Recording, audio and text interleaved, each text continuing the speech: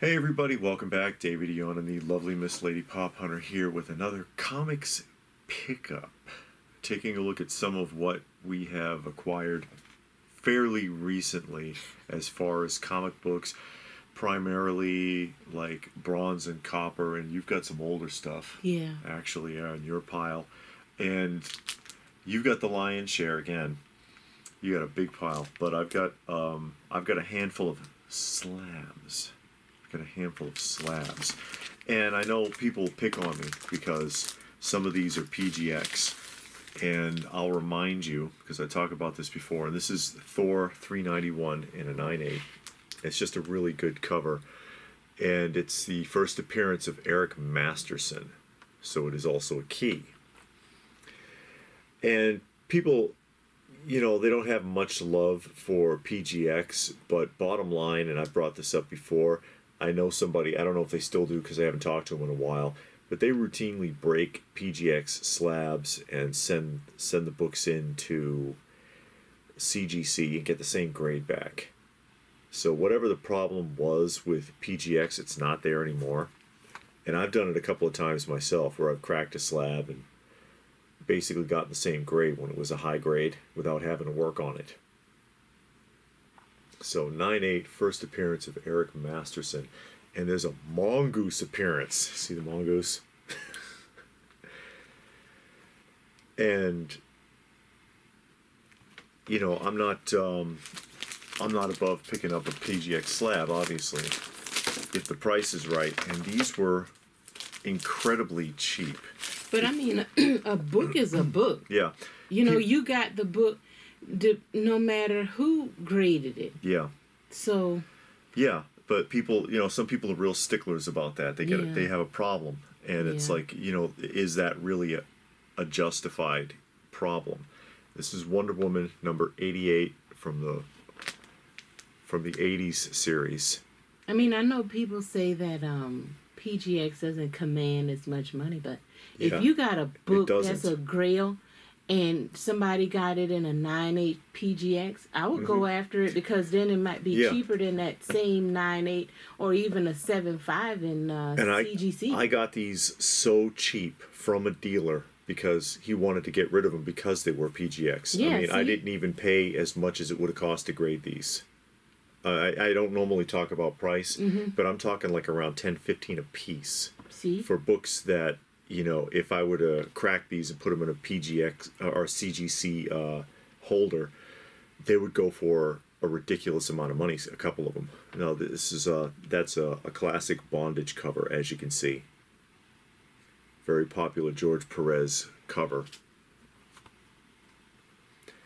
But yeah, if these were CGC in a 9/8, they would get really decent money, especially these two. Are you gonna re-slab them just for that? I don't know. I'll think about it, but it's not. I'm not like that critical about it. I'm happy to have it. And this is Thor 390.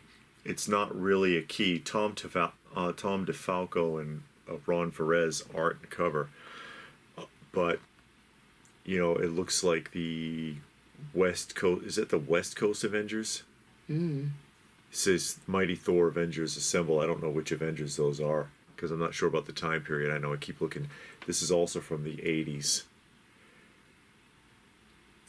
And as you go further back, Copper Age, Bronze Age, I know everybody is on this big 9/8 trip. As you go further back in time, it gets harder and harder to hit that 9/8. So even though this isn't necessarily a key, there's a significance to the fact that it is in that kind of a grade. I know everybody's obsessed with 9/8s now, but you should expect, if you're collecting in a high grade, 9/8s for modern books because it's easier to get that grade in a modern book. But again, as you go further back in time, 90s. You see less and less of it. 80s, it gets harder. 70s, as you go further back, it gets damn near impossible. And this is another one, and this is Iron Man 235. And I don't think this is a key either. But again, That's a solid 9/8 copy. And looking at it and comparing it, and I'll get the magnifying glass out. It doesn't. It looks to be every bit of a 9/8. Again, the grading is solid. People just don't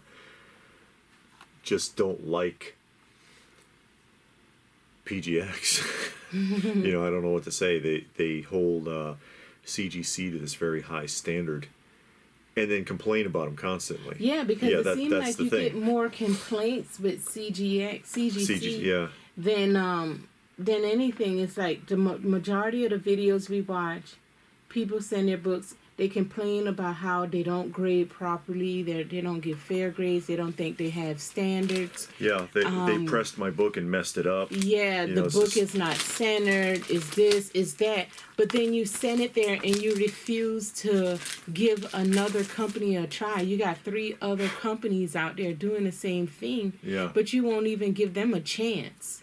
So, you whine and you complain, but that's what you get when you don't give anybody else a chance. Yeah, the 2 big ones they complain about the most, CBCS and CGC. Yeah. Mistakes, lost books, all sorts of things. Yeah. Now, this one is a key, and this is Frankie Ray. This is Marvel, Fantastic Four 244 from 1982. First appearance of Frankie Ray. Not first appearance of Frankie Ray. I'm sorry. Frankie Ray becomes Nova. First appearance of Frankie Ray is like Fantastic Four 164 or something. And she has powers similar to Johnny Storm's. But in this issue, she agrees to become Galactus's herald, and he transforms her into Nova. So it's a big key. This one's a 9/2. But I think I can work on it, so I'm considering cracking this one open and working on it, pressing it, because there are some dents and some little indentations where I can see I can get a little bit of improvement out of. But again, if this was a CGC 9/2, you're not picking it up for like $10, $15. It's because it's PGX and the guy wanted to get rid of them. Yeah. I love these ads. Some of the ads are hilarious. I wonder how many kids did this and actually won the prizes. And then one last one, and this is one that I picked up at the last show. And that is the Nova #1 from 1981. First appearance of... not Nova. I'm sorry, Spider-Man and His Amazing Friends, #1, first appearance of Firestar. And this one's an 8.5. And it was pretty cheap at the show. The price was very reasonable, and there's definitely room for improvement where I'm looking at this and I'm like, yeah, this was slabbed without anybody working on it. I can press this out and get a better grade than an 8.5 if I clean it up. It's out of continuity with other Marvel stories, which means that the story, it doesn't fit in the Marvel universe. It's actually just basically the story is a retelling of the very first episode of Spider-Man and His Amazing Friends. Okay. So it's in continuity with the cartoon, but not with the other Marvel stories, but it's still her first appearance. This is something I'll pick up anytime I see it, because and I've done a video on this one in our keys, because this is an underrated key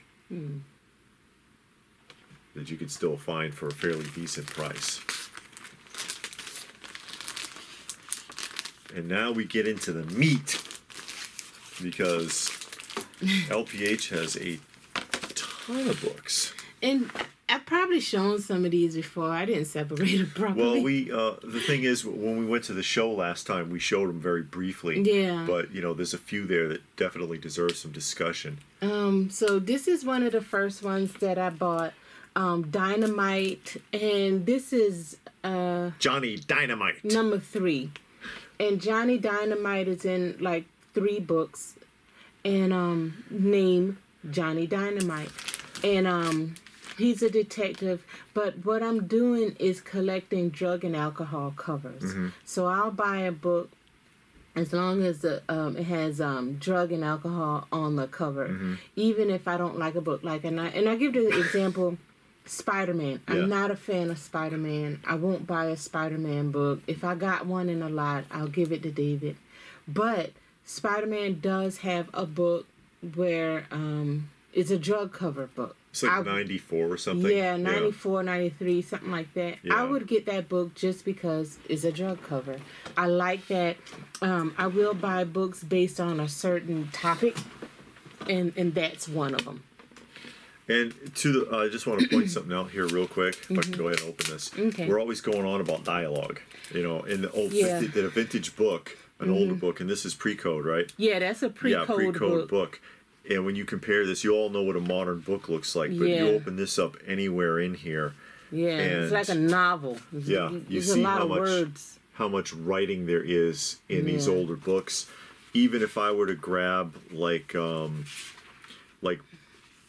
Adele Bugs Bunny or Adele Donald Duck or something like that, Gold Key, funny book for kids, the dialogue looks like this. Yeah. It's just a ton of writing and story. You see the word bubbles take up half the pages. Yeah, you're not going to flip through 3-4 pages and get no words in a vintage book. Yeah, it is a lot of writing, a lot of attention given to story and detail, and you don't see that in most modern books, and that's what we're always talking about. Because as we get closer and closer, because even like Bronze and Copper Age books look like that. Yeah, with tons of dialogue. This one, you've been watching before. You know I like Nazi covers. This one is Blackhawk. It's from the 90s. And it's got that kind of gray wash. Headlight cover. Hitler's in the crosshairs. Well, they got the spotlight. The spotlight on them. I don't think Hitler had headlights. He had the spotlight on him. Different term. Yeah. Yeah, but I like books. Again, I buy books based on certain topics, but I do like war books. So I will get a war book, but I really like them if they have like anything with Nazis, Japanese, the World War II type books. The one with the stamps, the saving bonds, that kind of stuff. And then Blackhawk is a character that I want to eventually start reading. Because I've seen a lot of his book for World War II, and I want to start reading on him. That's a big one right there. Weird War, #1, and I got a bunch of Weird Wars, and this is Weird War #1. So I like that. That's another good one. Yeah. The Dark Mansion of Love, Forbidden Love, #4. And this is the last one that they did before it just turned into Dark Mansion, because the first 4 books was a romance horror book, and then it switched to a all-out horror book. Yeah, and they were really good back in the day for switching the title of a book rather than starting a whole new run, because if they didn't, there was something with the post office, they'd have to buy a new postal I forget what the term for it. But for every book, there had to be like a postal code or something that they had to pay for. And so if they just changed the title, they didn't have to get a new one. Okay. This is Ragman #1. And I have another Ragman. And then is that #1? It says #1. Oh, okay. And it says the origin of Tadler somebody. Yeah, first issue. And it said first issue right there, plus up here.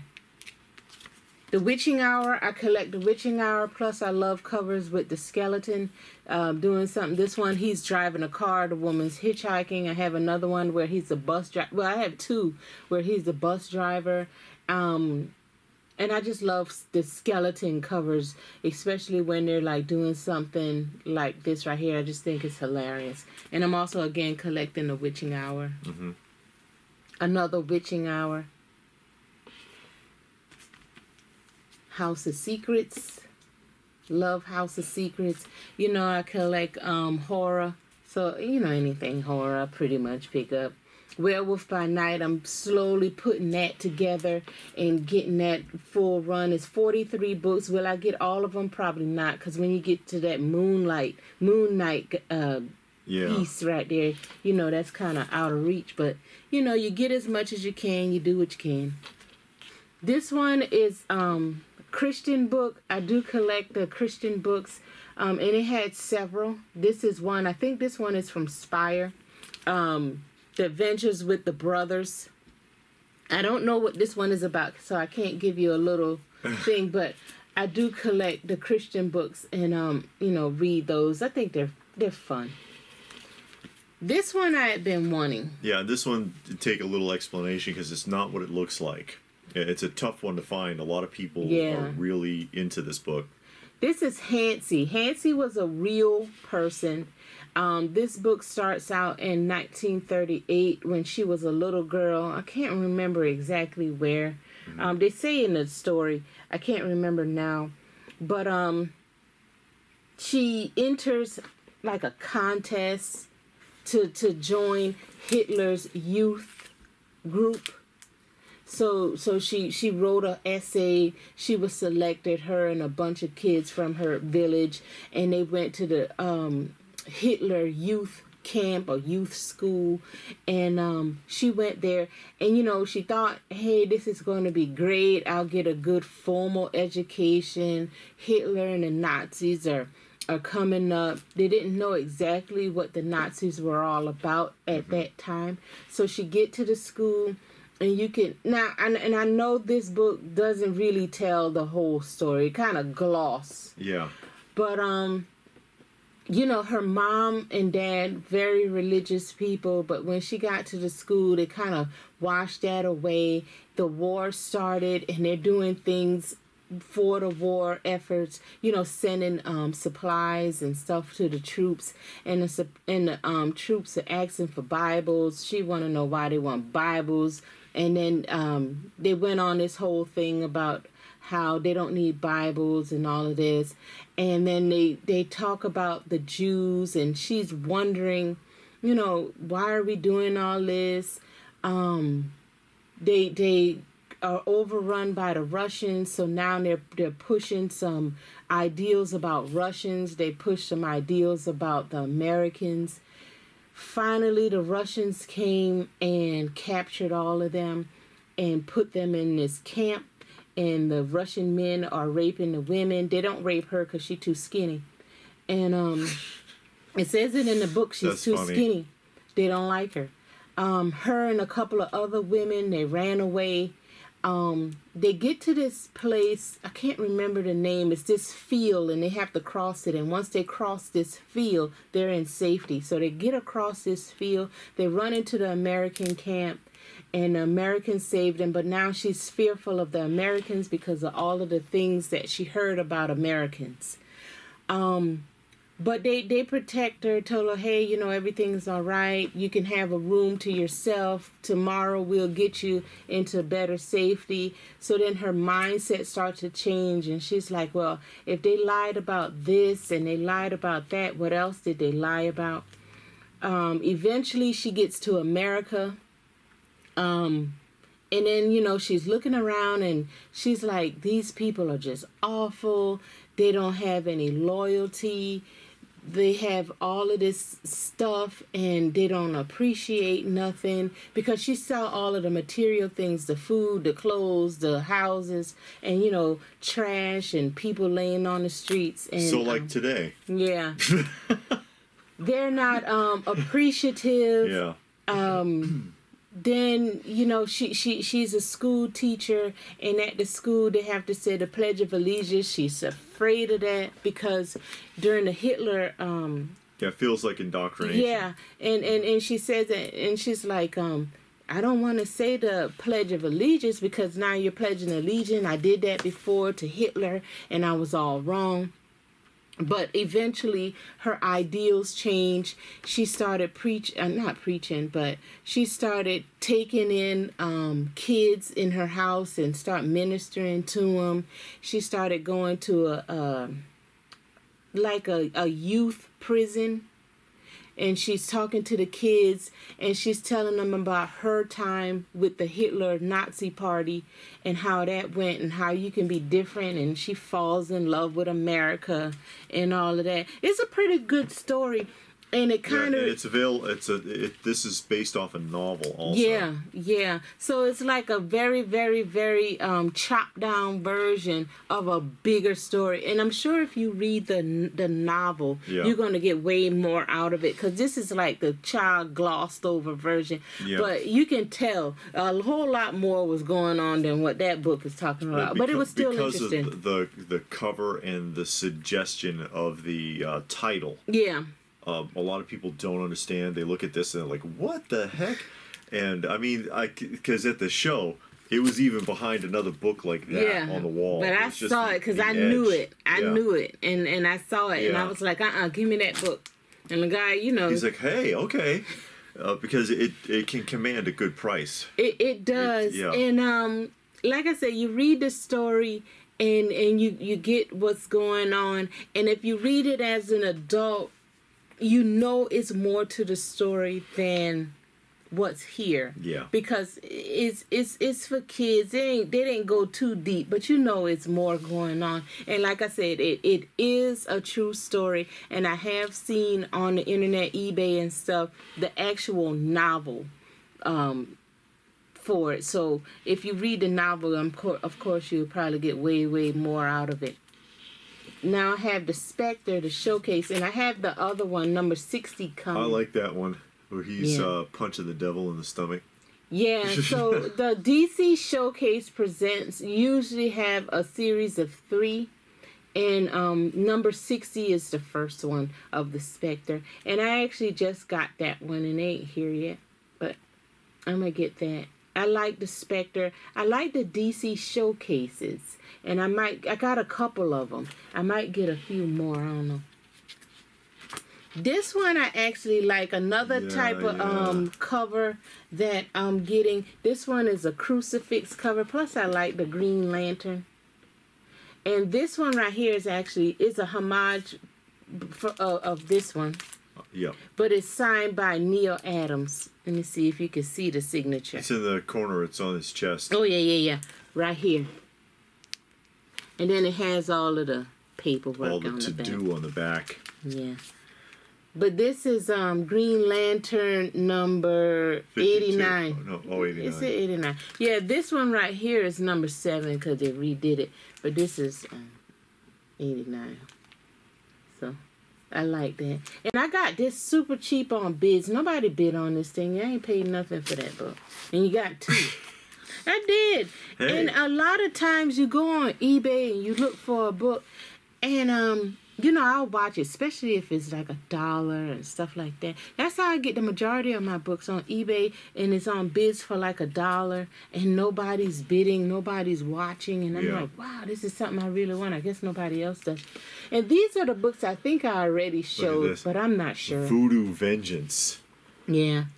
I'm not sure if I showed these. These are the ones I think I've shown before, but, I'm sure people don't care. Let's look at it again. And I think you might have shown a couple of these. Mm-hmm. I think I these did. Ghosts. Yeah. And there's another one, the skeleton cover, but only this time he's piloting a ship. A ship. Instead of driving. Yeah, and again, I love these with the skeleton. I like the artwork, of course. The stories are usually pretty good. Sometimes they're not, because I've read a couple of books, and the stories are like, y'all could have kept that. Yeah, Scooby-Doo stories. Yeah, they're pretty lame. But then others are like, man, that's a good cover. Pretty good one right there. Yeah, like the house is gonna eat them. It looked almost like a tree house a little bit. The way that you see all of those coming out look like tree branches. But that's a classic thing. Couple of scared kids, a little puppy. Yeah. That's a classic. Another one with format. Some kids. And House of Secrets always got kids in it. Yeah. If you look at the book, it's always some kids somewhere peeking around, and it's like it's the middle of the night. Why y'all out there? Reflection cover. Where? This ain't no reflection, is it? That guy looking in a crystal ball. Yeah, but the guy in the ball is looking back. Oh yeah, I'm gonna put this to the side because I'm gonna do a challenge. One of Comic Collector Geek's challenges is reflection covers. Yeah, so I got to pull my books out to do that. So, yeah, but these are the books I got. And you know, I'm changing up my little approach to comic book buying. Trying to get a little more streamlined, buy some better quality books. That means buying less books, and that's fine if I can get a better quality of book. But it's still certain books I want. Like I like my House of Secrets, House of Mysteries. I love my my golden age, or I'll just say vintage, and vintage covers gold and silver and bronze. I love my vintage horror books and stuff like that. So I'm gonna continue down that road. But I haven't bought a lot off of eBay or Mercari in a while. You know, I'm gonna wait till after Christmas, because you know Christmas time is here. You gotta save your pennies.